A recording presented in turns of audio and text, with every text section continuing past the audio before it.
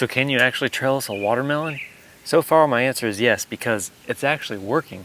Now just to explain what's going on right here real quick, I planted watermelon seeds on both sides of this trellis. For some reason this side really took off and germinated, and this side only a couple germinated, and they're not really going very far very fast. Now this is a much smaller trellis compared to what some people do, but I was just experimenting. That's what I've been doing with a lot of my gardening so far. So instead of wasting the space under here, I just planted a bunch of lettuce, which obviously needs to be picked right now, and I need to go ahead and cut this one off. And I picked lettuce because I figured the watermelon would come over top and then provide some shade so the lettuce isn't in such harsh sun all the time.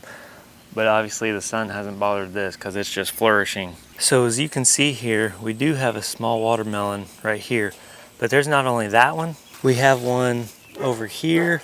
So that makes 1, 2, and there's a tiny one right here, 3.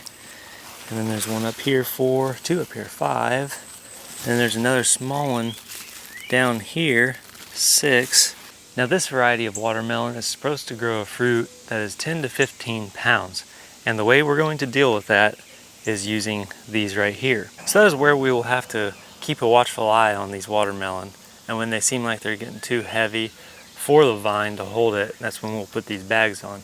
And these simply just stretch out, and there's an opening on the top here that we can just slip over the fruit, and then I'll just let it go to the bottom of this bag, and I'll just tie it off on the bag and then hang it right here on this trellis. Now in case you haven't quite been able to tell how this is built, all it is 4 of these T-posts, and then this is welded wire fencing that I just brought up, came over and went down. And so you just measured that length, and I laid it on and just kind of bent it into shape. And then all I have is just zip ties holding it onto this T-post. Now this specific watermelon plant right here is very small and just hasn't done very well.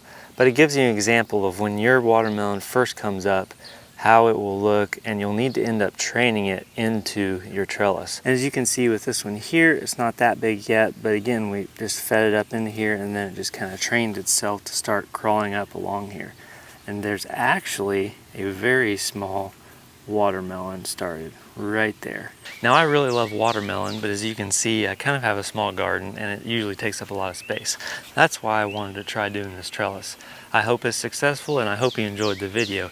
And if you would like to try it yourself and need these little bags here, the link will be below. And thanks for watching.